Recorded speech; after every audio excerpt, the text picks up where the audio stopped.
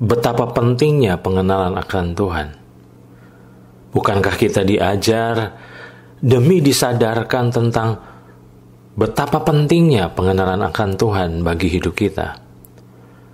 Pengenalan akan Tuhan menjadi penentu berhasil atau gagalnya hidup kita. Entah sudah berapa banyak pengajaran yang telah kita dengar yang menekankan tentang pentingnya bertumbuh dalam pengenalan akan Tuhan. Bukankah selama ini kita telah belajar dan diajar ada hubungannya antara pengenalan kita dan iman kita? Semakin kita mengenal Tuhan, maka semakin kita mempercayai Tuhan. Dan bukan hanya itu, berdasarkan Daniel pasal yang ke-11 ayat yang ke-32, ayat yang terkenal ini memberikan penekanan kembali kepada kita semua tentang poin ini. Saya akan membacakan dalam Daniel pasal 11 ayat 32. Dan orang-orang yang berlaku fasik terhadap perjanjian akan dibujuknya sampai murtad dengan kata-kata licin, tetapi umat yang mengenal Allahnya akan tetap kuat dan akan bertindak. Jadi ternyata ada hubungan antara pengenalan kita dan kekuatan kita. Semakin kita mengenal Tuhan, maka semakin kita bertumbuh dalam kekuatan rohani tentunya. Di masa-masa sulit ini, di masa-masa sukar seperti ini, kita termotivasi untuk membangun pengenalan akan Tuhan. Kita terus diingatkan oleh hamba-hamba Tuhan tentang betapa pentingnya kita berdoa, betapa pentingnya kita beribadah demi kita semakin hari semakin mengenal Tuhan. Yang menjadi masalah, banyak orang percaya, menurut saya sedang terjebak dalam tipu daya iblis. Tipu daya yang mana? Tipu daya yang seperti apa? Tipu daya iblis itu adalah di mana banyak orang percaya berpikir bahwa selama ini kita sudah mengenal Tuhan. Tetapi sebenarnya kita baru sebatas mengetahui tentang Tuhan. Bedakan antara pengetahuan tentang Tuhan dan pengenalan akan Tuhan. Itu dua hal yang sangat berbeda. Sangat disayangkan, seringkali kita tidak mampu membedakan antara pengetahuan tentang Tuhan dan pengenalan akan Tuhan. Kita merasa kita sudah semakin hari semakin mengenal Tuhan, padahal sebenarnya yang bertumbuh bukanlah pengenalan kita, tetapi pengetahuan kita tentang Tuhan. Dan semua itu kita dapatkan di saat kita belajar kebenaran, di saat kita mendengar pengajaran-pengajaran. Maka disitulah semakin hari kita semakin bertumbuh dalam pengetahuan tentang Tuhan. Tapi sangat disayangkan, bertumbuhnya pengetahuan kita tentang Tuhan tidak membuat semakin bertumbuhnya pengenalan pribadi kita akan Tuhan. Boleh saja kita mengaku diri dan merasa diri bahwa kita sudah mengenal Tuhan. Tapi pertanyaannya adalah, benarkah kita sungguh-sungguh mengenal Tuhan?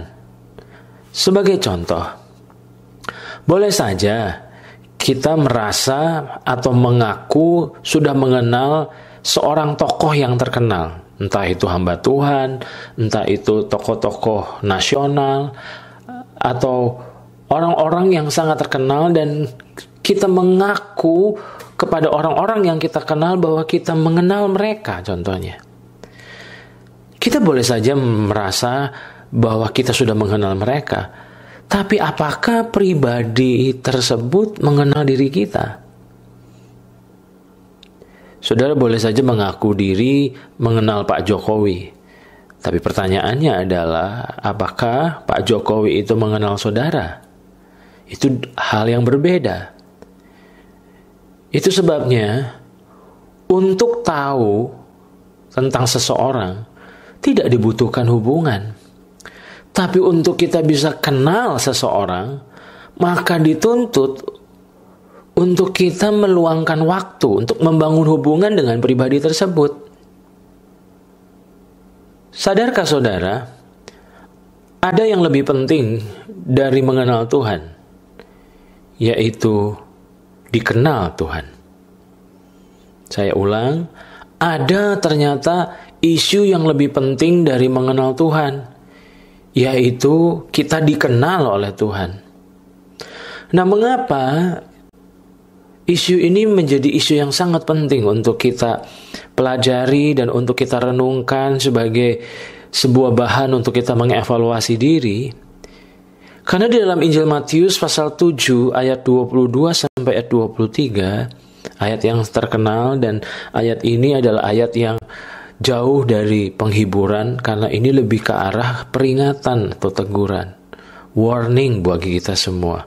Dan dalam Injil Matius 7 ayat 22 sampai 23, firman Tuhan berkata, pada hari terakhir banyak orang.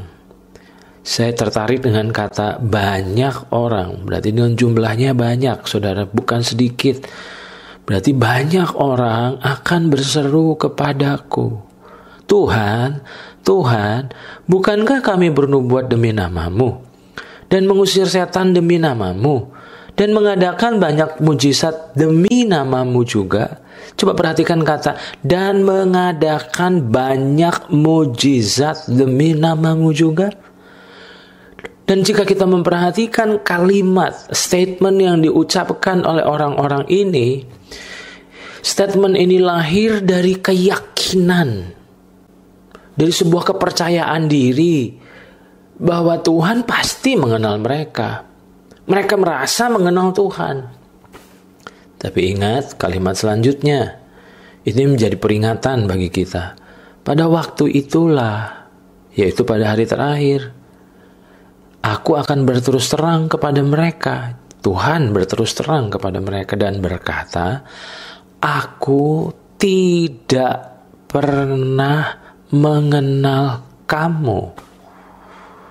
Enyahlah daripadaku, kamu sekalian pembuat kejahatan.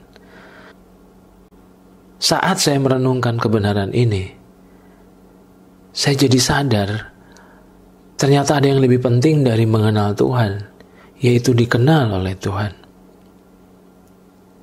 Mengenal Tuhan ternyata adalah kebutuhan bagi kekinian kita. Sedangkan dikenal oleh Tuhan adalah kebutuhan bagi kekekalan kita. Saya ulang, mengenal Tuhan adalah kebutuhan bagi kekinian kita. Sedangkan dikenal Tuhan adalah kebutuhan bagi kekekalan kita. Tentu saudara sepakat dengan saya.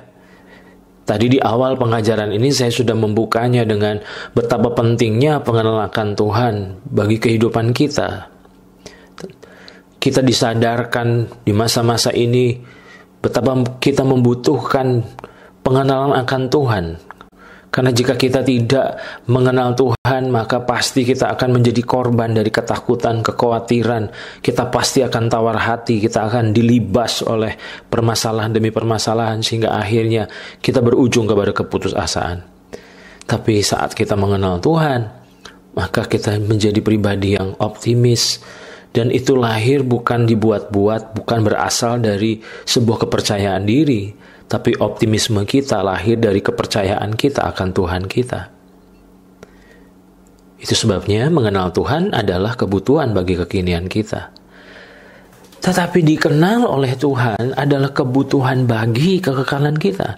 Dari mana saya bisa mengucapkan hal ini? Dari Matius pasal 7, ayatnya yang ke-23 tadi. Kata mengenal berdasarkan konteks Matius pasal 7 ayat 22-23. Di dalam bahasa aslinya ternyata bukan masalah pengetahuan, tapi ini masalah hubungan, saudara. Tentu sebagai pribadi yang maha tahu, Tuhan tentu tahu kita, Dia kenal kita. Bukankah Dia adalah pencipta kita? Sudah pasti Dia mengenal kita.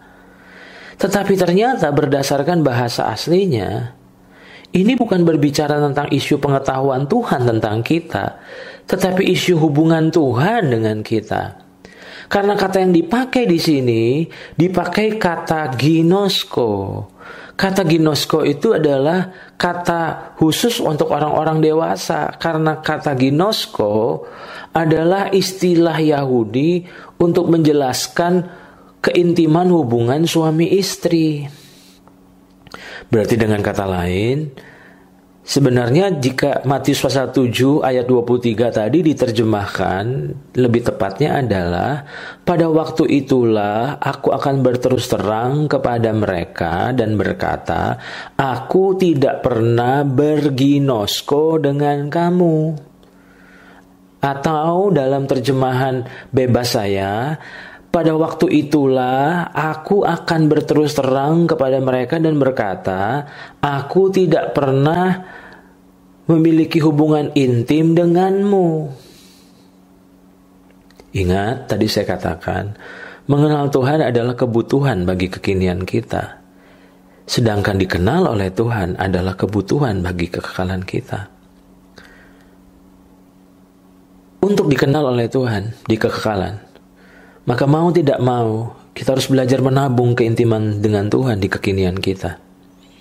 Oke, untuk kita dikenal oleh Tuhan di kekekalan nanti, maka kita harus terlebih dahulu menabung keintiman dengan Tuhan di kekinian kita.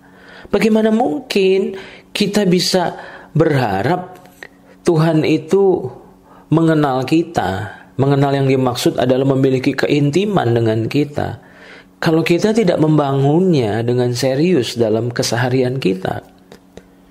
Ingat saudara, membangun keintiman dengan Tuhan bukan dibangun lewat rajinnya kita menghadiri kebaktian. Ataupun juga dibangun lewat rajinnya kita terlibat dalam kegiatan-kegiatan pelayanan. Semua itu adalah hal yang baik. Tapi itu adalah hal-hal yang kita lakukan yang tidak ada hubungannya dengan keintiman. Karena membangun keintiman dengan Tuhan, menurut definisi saya adalah di saat kita meluangkan waktu yang berkualitas dengan Tuhan dalam kesendirian kita untuk dapat hanya berduaan dengan Tuhan. Itu definisi sederhana saya tentang membangun keintiman dengan Tuhan, yaitu saat kita belajar meluangkan waktu yang berkualitas dengan Tuhan dalam kesendirian kita, bukan rame-rame, bukan saat kita bersama-sama dengan saudara-saudara seiman kita. Ingat, meluangkan waktu yang berkualitas dengan Tuhan dalam kesendirian kita untuk dapat hanya berduaan dengan Tuhan. Saya berkali-kali di dalam pengajaran saya, di waktu-waktu lalu saya sampaikan, tanpa bermaksud mengatakan hal-hal yang vulgar atau hal-hal yang bersifat porno. Ketika sepasang suami istri melakukan hubungan suami istri, tentu itu dilakukan di tempat yang tertutup. Karena itu adalah sifatnya sangat pribadi, sangat intim. Itu bukan konsumsi publik. Jika keintiman suami istri itu ditonton oleh orang, itu namanya bukan keintiman, tetapi itu berubah menjadi pornografi. Nah tentu lewat pengajaran ini saya tidak sedang mengajar bahwa kita ini berhubungan seks antara kita dengan Tuhan, bukan itu. Tetapi istilah yang dimaksud ginosko adalah hubungan yang intim, hubungan yang dalam bersama dengan Tuhan. Dan ternyata itu semua kita membangunnya bukan lewat kesibukan, bukan lewat kegiatan demi kegiatan, tapi justru lewat kesendirian kita untuk kita dapat berduaan dengan Tuhan. Nah masalahnya, kita melupakan Matius 6 ayat yang ke-6. Ini adalah statement yang diucapkan oleh Tuhan Yesus secara langsung, bukan lewat rasul-rasulnya, bukan lewat nabi-nabinya, tetapi oleh Tuhan Yesus secara langsung. Di dalam Matius pasal 6 ayat yang ke-6, firman Tuhan berkata, tetapi jika engkau berdoa, masuklah ke dalam kamarmu. Saya tertarik dengan kata kamarmu. Berarti ini bicara tentang private, sesuatu yang pribadi, sesuatu yang tersembunyi. Tetapi jika engkau berdoa, masuklah ke dalam kamarmu.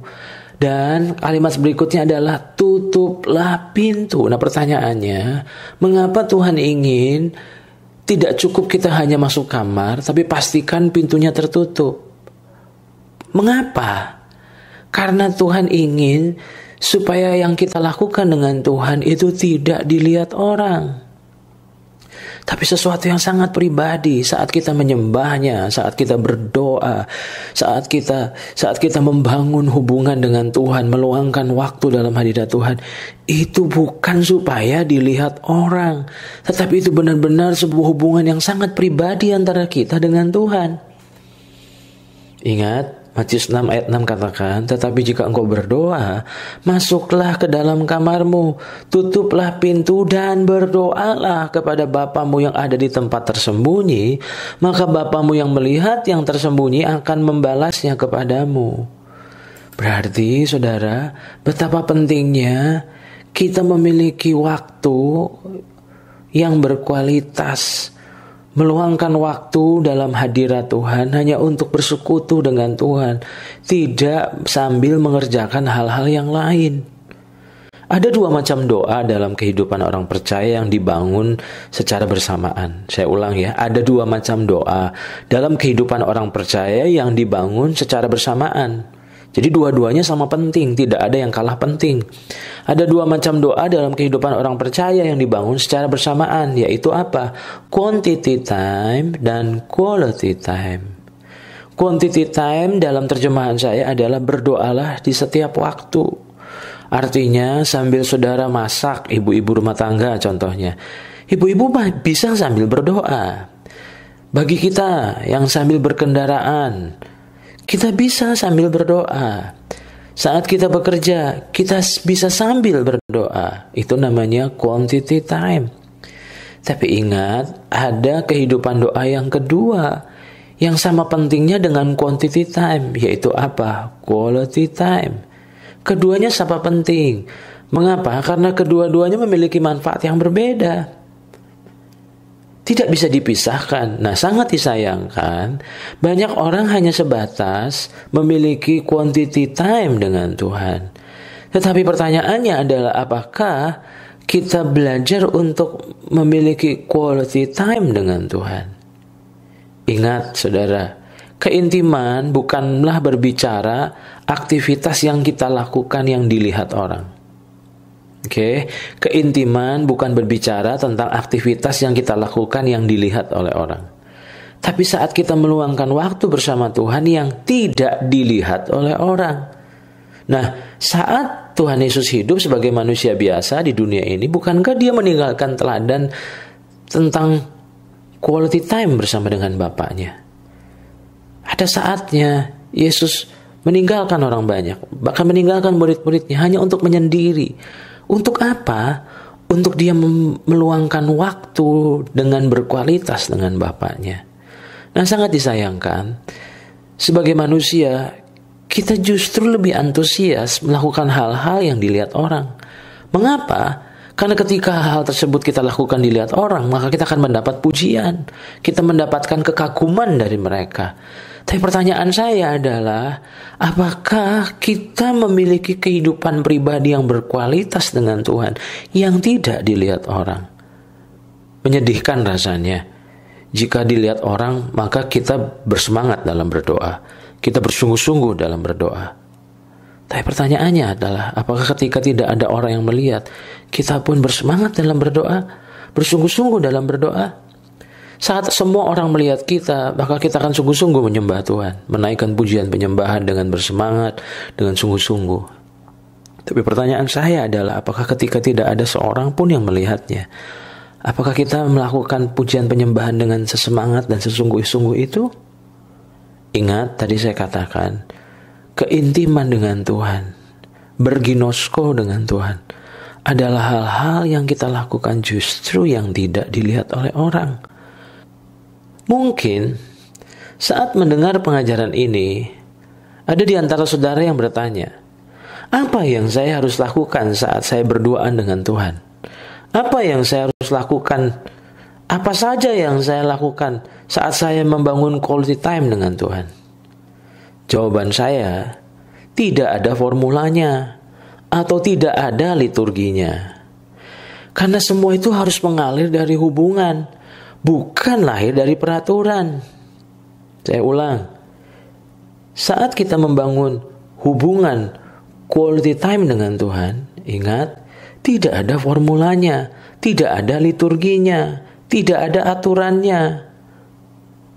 Karena semua mengalir dari hubungan, bukan dari peraturan. Boleh saja saudara memulainya dengan menaikkan penyembahan kepada Tuhan. Boleh saja saudara berbahasa roh saat saudara melakukan quality time dengan Tuhan. Tidak ada yang melarang.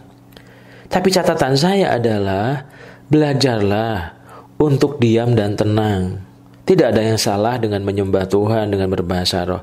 Tapi saudara harus belajar untuk diam dan tenang. Karena saudara akan temukan dalam firman Tuhan, Tuhan ingin supaya kita diam, tenang. Titik berat saat kita melakukan quality time dengan Tuhan bukanlah apa yang harus kita lakukan.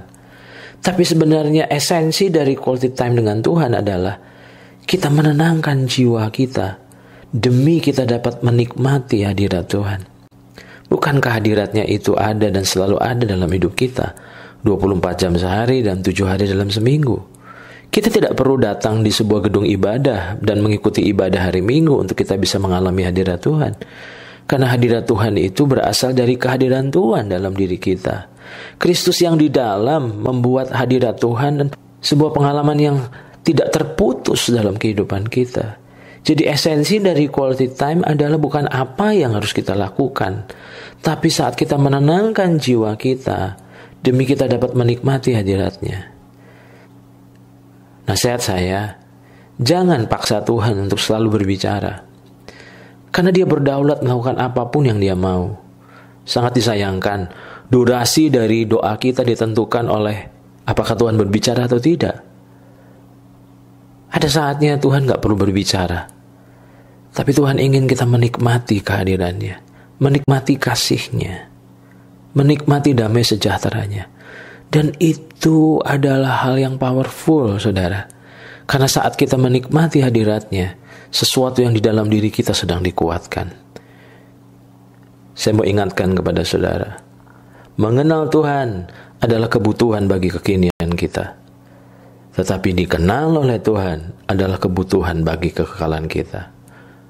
Jika memang dikenal oleh Tuhan menjadi sangat penting dan itu sangat dibutuhkan di kekekalan, maka untuk kita dikenal oleh Tuhan di kekekalan, maka saudara dan saya harus belajar menabung keintiman dengan Tuhan di kekinian kita. Mulai dalam keseharian kita. Ingat, saat kita melakukan quality time dengan Tuhan, bukan apa yang Tuhan dapat berikan, tapi saat kita mulai menikmati hadirat-Nya, belajar untuk menenangkan jiwa kita. Karena di saat jiwa kita tenang, maka pendengaran rohani kita menjadi peka, sehingga kita bisa mendengar apa yang seringkali menjadi isi hatinya bagi saudara dan saya. Hari ini, ingat, Tuhan ingin berginosko dengan kita. Sebuah hubungan yang dibangun dari ketulusan, dari kasih. Pesan yang saudara dengar saat ini adalah merupakan suara Tuhan bagi kita untuk kita mulai membenahi pengenalan kita akan Tuhan. Adalah baik untuk kita mengenal Tuhan, tapi lebih baik jika kita dikenal oleh Tuhan. Dikenal yang dimaksud adalah sebuah hubungan yang dalam antara kita dengan Tuhan. Dan saya menyadari di masa-masa ini adalah masa-masa terbaik untuk kita boleh semakin bertumbuh dalam pengenalan akan pribadi Tuhan. Puji Tuhan kalau saudara dan saya bisa terus bertumbuh dalam pengetahuan tentang Tuhan. Tapi jangan puas di situ, karena Tuhan rindu kita mengalami semua pengetahuan kita. Semua pengetahuan kita dikonversi menjadi pengalaman-pengalaman yang semakin menjadikan Tuhan bukan sebatas teori, tetapi menjadi realita dalam keseharian kita. Boleh saja kita merasa sudah memiliki keintiman dengan Tuhan. Boleh saja selama ini kita telah menjadikan quality time sebagai disiplin rohani harian kita. Itu semua adalah hal yang baik, tapi seharusnya tidak berhenti di titik itu. ada buah yang dihasilkan dari keintiman kita. Karena keintiman yang sehat bersama Tuhan seharusnya bukan sebatas memberikan kenikmatan rohani, yaitu saat kita dapat mengalami hadirat-Nya, mengalami damai sejahteranya, mengalami sukacita di dalam hadirat Tuhan. Tetapi keintiman yang sehat seharusnya membuat kita melahirkan sesuatu. Jangan-jangan keintiman yang selama ini kita pikir bukanlah keintiman yang sehat. Karena keintiman yang sehat seharusnya membuat kita melahirkan sesuatu. Apa yang seharusnya kita lahirkan? Apa yang seharusnya menjadi buah dari keintiman kita dengan Tuhan? Kita akan menemukan jawabannya di dalam Matius pasal 7 ayat yang ke-21. Bukan setiap orang yang berseru kepadaku Tuhan, Tuhan, akan masuk dalam kerajaan sorga, melainkan dia yang melakukan kehendak Bapa-Ku yang di sorga. Tuhan sangat merindukan pertumbuhan keintiman kita dengannya, bukan sebatas perasaan, bukan sebatas kenikmatan, tapi Tuhan sangat merindukan pertumbuhan keintiman kita bersamanya dalam membuat kita semakin mengenal kehendak Bapa. Dan kita wujudkan dalam tindakan ketaatan. Adalah ironis jika kita selama ini merasa diri atau mengaku diri intim dengan Tuhan, tetapi tidak ada dampak yang dihasilkan dalam kehidupan kita. Semakin intim membuat kita semakin taat dan akurat dengan kehendak-Nya.